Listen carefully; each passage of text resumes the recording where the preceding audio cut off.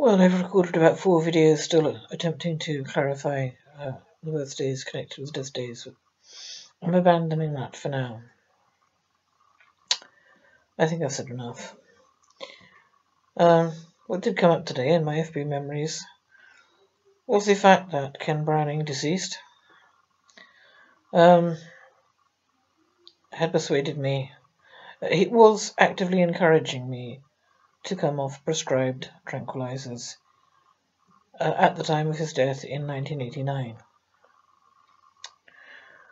Now, strange to tell, Fiona had just come off heroin 7 weeks before she was murdered. And okay, she was murdered.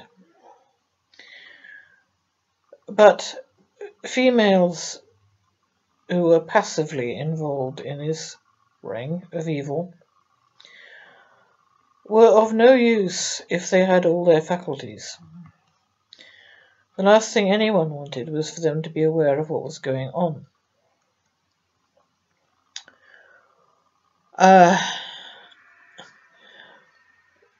So Ken had just done the higher up members of the circle another disservice.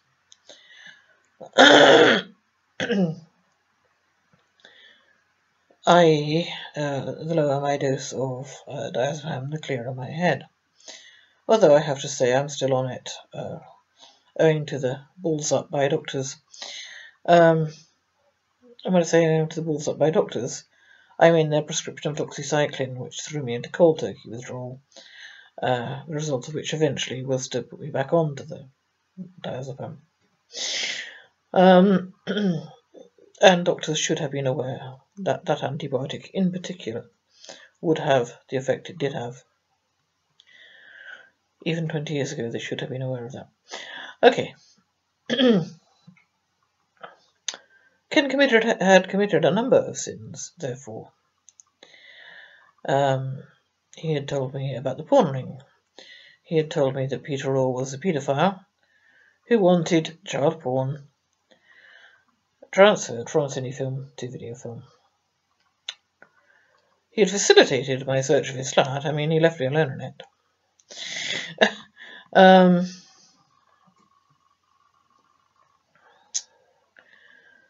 He was encouraging me to be far more clear-headed. And lo and behold, he drops dead at my flat. Very specifically at my flat. A fact not recorded on his death certificate, which says General Hospital. And I've been over this. And over and over and over this. If he was not dead at my flat, why did the ambulance men load him in with no ceremony whatsoever? Shake their heads, not put their sirens on, not put their lights on, and not hurry. And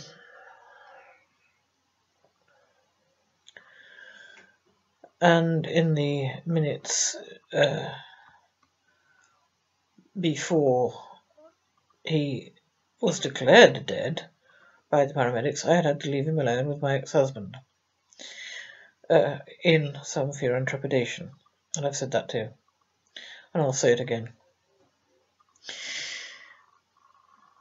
Ken was very great inconvenience.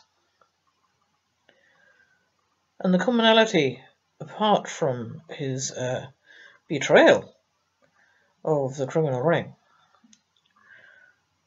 is the fact that he was encouraging me to come off prescribed drugs. Not quite the same as heroin, actually, because I've never taken any illegal drugs.